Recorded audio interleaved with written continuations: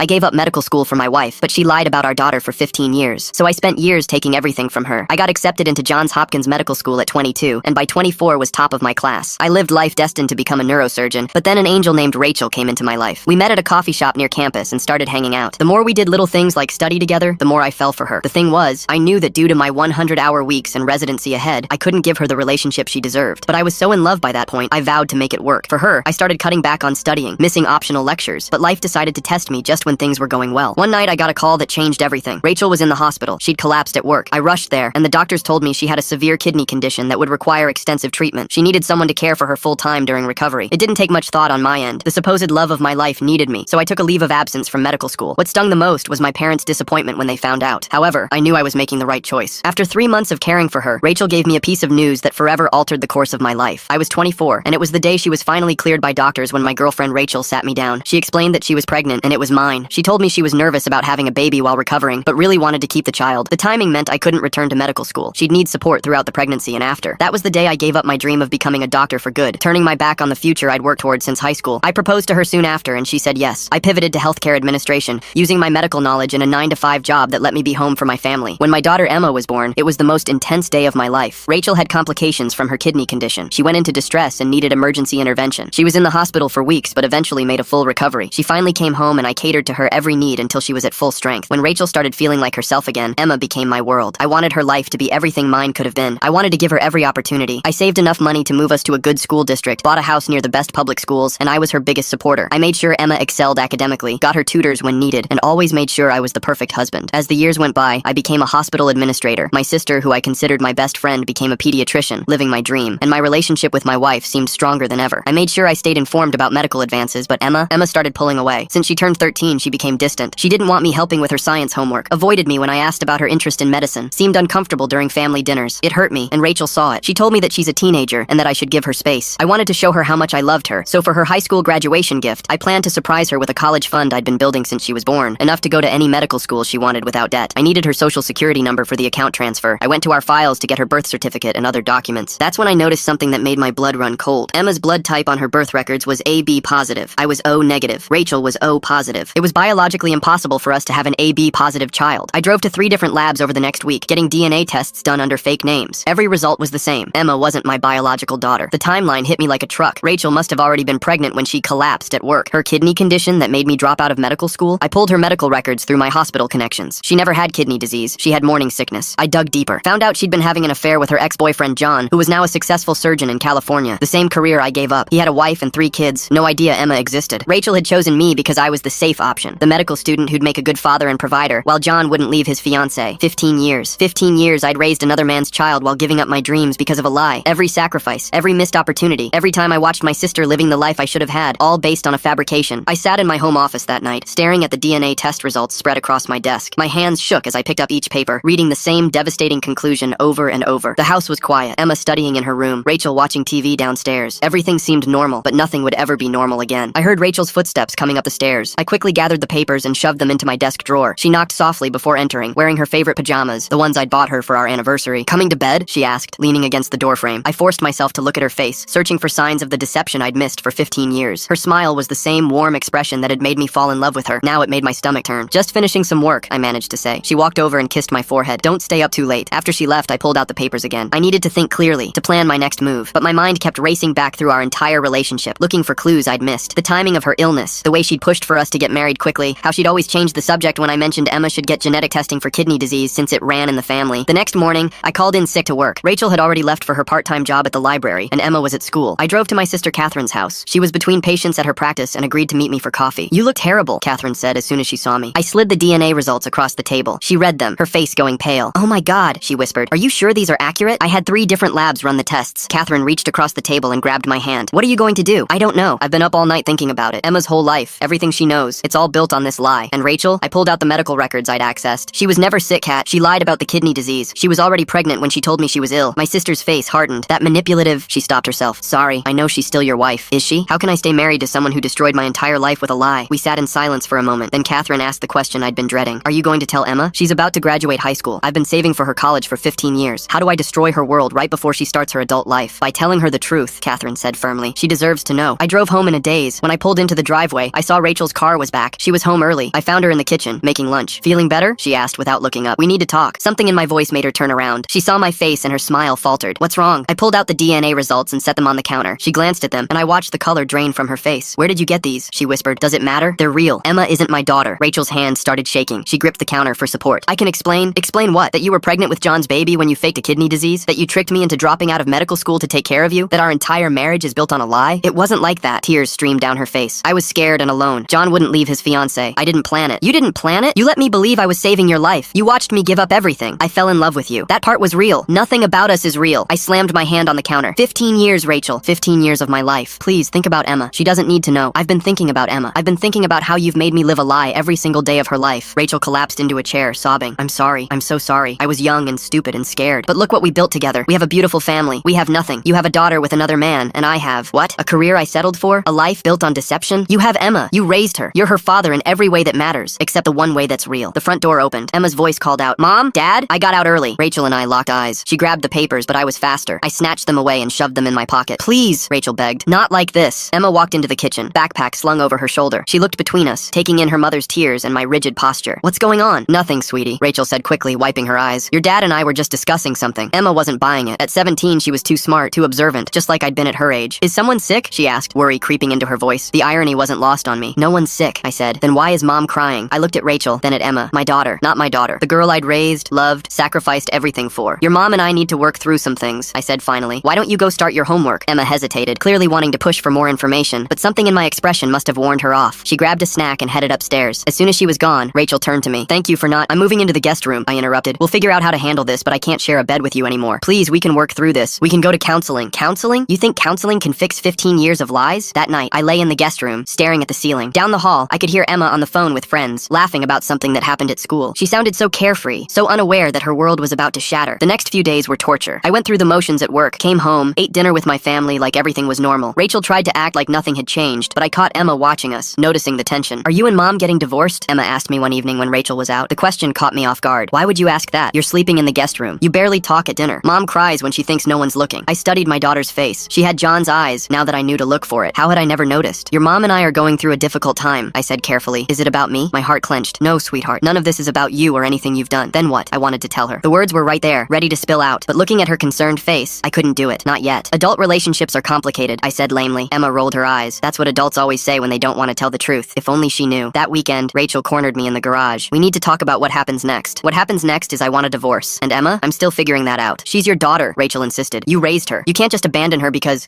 she's not mine? Because you lied to me? Don't you dare try to guilt me about abandoning anyone. I made a mistake. A mistake? You destroyed my life. I could have been a surgeon. I could have had my own children. Emma is your child. No, she's not. The words exploded out of me. She's John's child. And you know what the really sick part is? He's living my dream. He's a successful surgeon with a real family, while I'm stuck in this lie you created. Rachel flinched. I never meant for it to go this far. I thought if I could just get through the pregnancy, we could be happy. And we were happy, weren't we? For a while, I was happy because I didn't know the truth. That's not real happiness, Rachel. That's delusion. So what now? You're going to destroy Emma's life because you're angry at me? I'm not destroying anything. You did that 15 years ago. I started seeing a lawyer the next week. Alexander, an old friend from college who'd gone into family law. He listened to my story with growing disbelief. This is complicated, he said finally. Legally, you're Emma's father. Your name is on the birth certificate. You've raised her for 17 years. But biologically, biology doesn't always matter in the eyes of the law. You'd still likely have to pay child support, at least until she turns 18. I'm not trying to abandon her. I need to figure out what our relationship looks like now. Alexander leaned back in his chair. Have you considered what Emma wants in all this? She doesn't know yet. You'll have to tell her eventually. These things have a way of coming out. I knew he was right. But how do you tell a 17-year-old that her entire life is built on a lie? The weight of Alexander's words hung heavy as I drove home. Through the windshield, I watched familiar streets pass by, each landmark a reminder of the life I'd built on false foundations. When I pulled into the driveway, Rachel's car was gone, but Emma's bike lay carelessly on the lawn. She was home. I found her in the kitchen, making a sandwich. She glanced up as I entered, and something in her expression made me pause. There was a wariness there, a guardedness that hadn't existed before. Mom went to see Grandma, she said, turning back to her sandwich. Said she'd be back late. I nodded, pouring myself a glass of water. The silence stretched between us, uncomfortable and heavy. Dad? Emma's voice was small. Whatever's happening between you and Mom, it's getting worse, isn't it? I set down my glass carefully. What makes you say that? She was crying again this morning. And you? She gestured vaguely. You look like you haven't slept in days. The concern in her voice nearly broke me. Despite everything, she was worried about us. About me. I'm handling it, I said. That's not an answer. I studied her face, seeing Rachel's nose, John's eyes, and somehow, impossibly, expressions that mirrored my own. 17 years of shared moments had left their mark. You're right, I admitted. Things are difficult right now. Emma abandoned her sandwich and came to sit across from me at the table. Is it something I can help with? The irony was crushing. No, sweetheart. This is between your mother and me. But it affects me too, doesn't it? Her voice carried a mixture of frustration and fear. I'm not a little kid anymore. I can handle the truth. If only she knew what she was asking for. That evening, I retreated to my home office, trying to focus on work, but concentration eluded me. Instead, I found myself staring at a photo on my desk. Emma at her science fair last year, beaming as she held her first place trophy. I'd been so proud that day, seeing my love of science reflected in her. Except it wasn't my love of science she'd inherited, was it? My phone buzzed. A text from Catherine. How are you holding up? Emma doesn't know yet. I typed back, no, still trying to figure out how. The longer you wait, the harder it gets, she replied. Before I could respond, I heard the front door open. Rachel was home. I listened to her footsteps moving through the house, pausing outside my office door. For a moment, I thought she might knock. Instead, her footsteps continued down the hall. The next morning brought an unexpected complication. I was preparing to leave for work when Emma appeared in the kitchen, fully dressed at 6 a.m. I need to talk to you, she said. Before Mom wakes up. My stomach clenched. About what? She pulled out her phone and showed me a text conversation. Jason's mom works at the hospital. She said she saw you there last week in the lab area. Said you looked upset. I kept my expression neutral. I had some routine tests done. Routine tests that made you look like someone died? Emma's eyes searched mine. Are you sick? Is that what this is all about? I'm not sick. Then why were you at the lab? I could feel the walls closing in. Emma was too smart, too persistent. She'd inherited that from me, even if genetics said otherwise. It's complicated, I said. Everything's complicated lately. Her voice rose. You and Mom are acting weird. You're sleeping in the guest room. She's crying all the time. And now secret lab visits? I'm not stupid, Dad. Something big is happening, and you're both lying to me about it. The word dad hit me like a physical blow. How many more times would I hear her call me that? You're right, I said quietly. Something is happening. But I need you to trust me when I say I'm trying to handle this the best way I know how. Emma's anger deflated slightly. Does it have to do with why I look nothing like you? The question knocked the breath from my lungs. What? I'm not blind. Everyone says I look just like Mom, but I don't see any of you in me. Is that what this is about? I forced myself to maintain eye contact. Emma, forget it. She grabbed her backpack. I'm going to school early. She was out the door before I could stop her. I stood in the kitchen, shaking, realizing the truth was clawing its way to the surface whether I was ready or not. At work, I struggled to focus on budget reports and staffing schedules. My assistant knocked on my door around noon. Your wife is here, she said. She says it's urgent. Rachel entered my office, closing the door behind her. She looked haggard, her usual polished appearance replaced by rumpled clothes and red-rimmed eyes. Emma knows something's wrong, she said without preamble. She asked me this morning if you were her real father. My blood ran cold. What did you tell her? I lied. Again. I told her she was being ridiculous. Rachel sank into a chair, but she didn't believe me. She said she's going to take a DNA test herself if we don't tell her the truth. She's 17. She can and she will. You know how determined she gets. Rachel's voice cracked. We're running out of time. We? There is no we in this, Rachel. You created this situation, and I'm trying to fix it. Fix it? How do you fix 15 years of lies? Rachel leaned forward. By controlling how she finds out. If we tell her together. If we present a united front. United front? I laughed bitterly. We're getting divorced. She doesn't need to know that yet. One shock at a time. More lies. That's your solution? More lies? I'm trying to protect our daughter. She's not our daughter. The words erupted before I could stop them. She's yours and John's. I'm just the fool who raised her. Rachel flinched as if I'd slapped her. You don't mean that. You love Emma. Of course I love her. That's what makes this so much worse. We sat in silence for a moment. Then Rachel pulled out her phone. John called me. My entire body went rigid. What? His wife found an old photo of us on social media. From college. She wanted to know who I was. Rachel's hands trembled. I didn't tell him about Emma. But if she keeps digging, so now he might find out too. I rubbed my temples. This just keeps getting better. I can handle John. But Emma, we need to tell her before she finds out another way. I knew she was right. But knowing didn't make it easier. That evening, I came home to find Emma in the living room with her laptop. She quickly closed it when she saw me. But not before I glimpsed what looked like a genetic testing website. Research project? I asked, trying to keep my voice casual. Something like that. She studied me. Dad, can I ask you something? I sat down across from her. Always. Do you love me? The question caught me completely off guard. Of course I do. Why would you even ask that? Because you look at me differently now, like you're seeing someone else. My heart shattered. Emma, I heard you and Mom arguing last week. You said something about 15 years of lies. Her voice was steady, but her hands twisted in her lap. What did you mean? I opened my mouth, then closed it. The words wouldn't come. Emma's eyes filled with tears. I'm not your daughter, am I? That's what this is all about. The truth hung between us, unspoken, but suddenly undeniable. How long have you suspected? I asked quietly. I don't know. Maybe always, on some level. But these last few weeks, she wiped her eyes. The way you and Mom are acting, the way you look at me, I just knew. It doesn't change how I feel about you, I said. You have to know that. But I'm not yours, biologically. I couldn't lie to her anymore.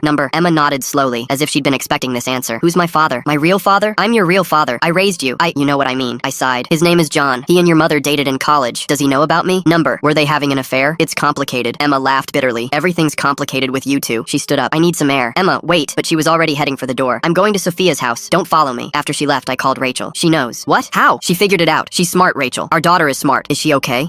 She's not okay. She just found out her entire life is a lie. Where is she? She said she was going to Sophia's. I'll call Sophia's mom. Make sure she gets there safely. We hung up, and I sat alone in the empty house, wondering how everything had fallen apart so quickly. An hour later, Rachel showed up. She's at Sophia's. Her mom says she arrived upset but safe. We need to give her space, I said. We need to talk to her. Explain things properly. Explain what? How you tricked me? How you've been lying to both of us her entire life? I made a mistake. Stop calling it a mistake. I stood up, anger flooding through me. A mistake is forgetting to pay a bill. A mistake is backing into someone's car. This was a calculated deception that destroyed multiple lives. I was 23 and terrified. John had just gotten engaged to someone else. I found out I was pregnant the same week I met you. What was I supposed to do? Tell the truth. Be honest. Not fake an illness and trick me into giving up my career. You're right. Rachel's voice was quiet. You're right about all of it. I was selfish and scared, and I made terrible choices, but I did fall in love with you. That was real. How can I believe anything you say? Because I'm telling you now. John doesn't know about Emma. He's happily married with 3 kids. He has no idea. She met my eyes. But I'll tell him if you want me to. I'll blow up his life the way I blew up yours. This isn't about revenge, Rachel. Then what is it about? It's about Emma. About what's best for her. Having 2 parents who love her is what's best for her. Having honest parents would have been better. We sat in uncomfortable silence until my phone buzzed. A text from Emma. Can you pick me up? I want to come home. I showed Rachel the message. I'll go, I said. We should both go. Number, she texted me. Let me handle this. The drive to Sophia's house felt endless. When I pulled up, Emma was waiting on the porch. She climbed into the car without a word. We drove in silence for several minutes before she spoke. How long have you known? About 2 weeks. And you were just never going to tell me? I was trying to figure out the right way. There is no right way to tell someone their whole life is fake. Your life isn't fake. Your achievements, your friendships, our memories together, none of that is fake. But it's all built on a lie. I couldn't argue with that. Tell me everything, she said, from the beginning. I deserve to know. So I did. I told her about meeting her mother, about the fake illness, about dropping out of medical school. I told her about raising her, loving her, believing she was mine. I told her about finding the blood type discrepancy, the DNA tests, the medical records. By the time I finished, we were parked in our driveway. Emma sat quietly, processing everything. So, Mom was already pregnant when you met? Yes. And she lied about being sick to keep you around? Yes. And you gave up becoming a doctor for a lie? I gave it up for what I thought was love. And for you, once you were born. Emma turned to look at me. Do you hate me? What? Number God, no. I could never hate you. But every time you look at me, you must think about everything you lost. When I look at you, I see my daughter. The little girl who used to fall asleep on my shoulder. The 10-year-old who insisted on helping me build that terrible birdhouse. The teenager who still asks for help with calculus even though she doesn't really need it. But I'm not yours. You are mine in every way that matters. Except the one that's real. Her words, my words thrown back at me, stung. I'm sorry, I said. I'm sorry you had to find out this way. I'm sorry your mother lied. I'm sorry for all of it. Are you sorry you raised me? Never. Not for a single second. Emma nodded slowly. I need time to process this. Take all the time you need. We went inside to find Rachel waiting in the living room. Emma looked at her mother with an expression I'd never seen before. A mixture of hurt, anger, and disappointment. How could you? Emma asked simply. Rachel's face crumpled. I'm sorry. I'm so sorry. Sorry for lying? Or sorry you got caught? Emma, number. I don't want to hear it. Not right now. Emma headed for the stairs. I'm going to my room. Please don't follow me. After her door closed, Rachel turned to me. What did you tell her? The truth. Your version of the truth. There's only one version, Rachel. The one where you lied and manipulated and destroyed lives. I protected her. I gave her a stable home. 2 parents who loved her. You gave her a fiction. And now she has to live with a reality. The next few days were agony. Emma barely spoke to either of us, spending most of her time in her room or at friends' houses. When she was home, she moved through the house like a ghost, present but unreachable. Catherine called to check on me. How's Emma handling it? She's not talking to us. Give her time. It's a lot to process. What if she never forgives me? You didn't do anything wrong. You were a victim too. But I didn't feel like a victim. I felt like a father watching his daughter slip away. At work, I threw myself into projects, trying to distract myself, but focus remained elusive. During a budget meeting, my assistant had to repeat a question 3 times before I heard her. Sorry, I mumbled. Just have a lot on my mind. That evening, I found Emma in the kitchen, staring at a photo album. Pictures from her childhood were spread across the table. You looked so happy, she said, pointing to a photo of me holding her as a toddler. In all of these pictures, you look genuinely happy. I was happy. You made me happy. Even though I wasn't yours, I didn't know then. But even now, knowing the truth, those were some of the best moments of my life. Emma traced a finger over a photo from her 5th birthday party. Mom says you're getting divorced. We are. Because of me? Because of the lies. Because I can't trust her anymore. What happens to me? What do you mean? In the divorce, you're not my biological father. Do you even have rights? The question I'd been dreading. Legally, I'm your father. My name is on your birth certificate. But if you don't want, I will always want you in my life. Always. Biology doesn't change that. Emma looked up at me, tears in her eyes. Promise? I promise. She came around the table and hugged me for the first time since learning the truth. I held her tight, feeling something inside me begin to heal. I'm still angry, she whispered. At Mom, at the situation, at everything. That's okay. You have every right to be angry. Are you angry? Yes, but not at you. Never at you. We stayed like that for a long moment before Emma pulled back. Can I ask you something? Anything. Do you think I should meet him? John? My stomach clenched. That's your decision to make. But what do you think? I chose my words carefully. I think you need to do what feels right for you. But maybe give yourself some time first. Process everything that's happened. Emma nodded. Mom says he doesn't know I exist. That's what she told me. Do you believe her? I don't know what to believe anymore. That night, Rachel knocked on my office door. We need to talk about Emma's college fund. What about it? It's in your name. I know you're angry, but I'm not going to punish Emma for your lies, Rachel. The money is hers. Thank you. Don't thank me. I'm doing it for her, not you. Rachel sat down uninvited. I know you hate me right now. I don't hate you. I nothing you, which is somehow worse. I loved you. I still love you. You loved what I could do for you. The stability, the security, the father figure for your baby. That's not fair. Fair? I laughed. You want to talk about fair? I made mistakes. Will you stop calling them mistakes? Own what you did, Rachel. You deliberately deceived me. You stole my future. I gave you a family. You gave me a lie. And now Emma's paying the price. Rachel stood up. I know you'll never forgive me, but I hope someday you'll understand. I was young and scared and alone. You were calculating and selfish. Maybe. But I was also a girl who fell in love with a kind, brilliant man who made me feel safe. That part wasn't calculated. After she left, I sat in the dark, thinking about the strange turns life takes. If Rachel hadn't lied, I'd be a surgeon now. I'd have different children, a different wife, a different life. But I wouldn't have Emma. Was it worth it? The question tortured me. My phone rang. Catherine, how are you holding up? Emma asked about meeting John. Oh, what did you tell her? That it was her decision. That must have been hard. Everything about this is hard. Have you thought about what you'll do after the divorce? What do you mean? I mean, will you stay in Emma's life? Of course. She's my daughter. Even though she's my daughter, I repeated firmly. That hasn't changed. I'm proud of you, Catherine said softly. Not many men would would handle this as well as you are. I don't feel like I'm handling it well. I feel like I'm drowning, but you're still putting Emma first. That's what matters. After we hung up, I pulled out the photo album Emma had been looking at earlier. Page after page of memories. Birthday parties, school plays, family vacations. In every picture, we looked like the perfect family. But perfection built on lies isn't real perfection. It's just a prettier form of deception. The next morning, Emma was already in the kitchen when I came down. I've been thinking, she said, about John. I poured coffee, keeping my movements steady. And I don't want to meet him. Not yet, maybe not ever. That's your choice to make. But I do want to know about him. Medical history, that kind of thing. That makes sense. Emma fidgeted with her spoon. Does it make me a coward, not wanting to meet him? Number. It makes you someone who's been through a lot and needs time to process. Mom thinks I should meet him. She says I'll regret it if I don't. Your mother doesn't get to decide what you'll regret. She seems to regret a lot. She should. Emma looked at me. Do you regret raising me? Number. Never. Even knowing what you know now? Especially knowing what I know now. Because it would have been easy to walk away when I found out. But I couldn't. Because you're my daughter. Biologically, biology is just science. Being a father is about showing up. And I've shown up for 17 years. Emma's eyes filled with tears. I love you, Dad. I love you too, kiddo. Always. That afternoon, I met with Alexander again to discuss the divorce proceedings. Rachel's lawyer contacted me. He said, she's not contesting anything. She'll agree to whatever terms you want. I want this to be fair, for Emma's sake. You're a better man than most would be in this situation. I'm just a father trying to do right by his daughter. Have you thought about custody? Emma's 17. She can decide where she wants to live. And if she chooses Rachel, the thought was like a knife to the heart. Then I'll respect her choice. You've built a strong relationship with her. Don't underestimate that. But I couldn't shake the fear that Emma would choose her biological parent over me. That blood would prove thicker than 17 years of love. That evening, I found Rachel packing boxes in the bedroom we once shared. I found an apartment, she said. I'll be out by the end of the week. What about Emma? She can stay here with you, if that's what she wants. Have you asked her? I'm afraid to. I watched her wrap picture frames in newspaper. Why did you do it, Rachel? Really? She paused, considering. I convinced myself it was for the best, that Emma deserved a father, that you'd be happy, that the lie would somehow transform into truth if I just believed hard enough. And when it didn't, by then it was too late. The lie had become our life. You could have told me. Any time in the last 17 years, you could have told me. And lost everything? Lost you? Lost our family? You lost it anyway. Just took longer. Rachel sealed a box. I know you don't believe me, but I do love you. That was never a lie. How can I believe anything you say? Because I'm finally telling the truth. Too late, but still. I left her to her packing, the sound of tape on cardboard following me down the hall. The next morning brought an unexpected development. I was reviewing divorce paperwork when my phone rang. Rachel's number. I almost didn't answer. John's wife called me, she said without preamble. She found Emma's birth certificate in some old files John had stored. She's demanding answers. My grip tightened on the phone. What did you tell her? Nothing yet, but she's threatening to tell John if I don't explain. I stood up, pacing my office. This is your mess to clean up, Rachel. I know.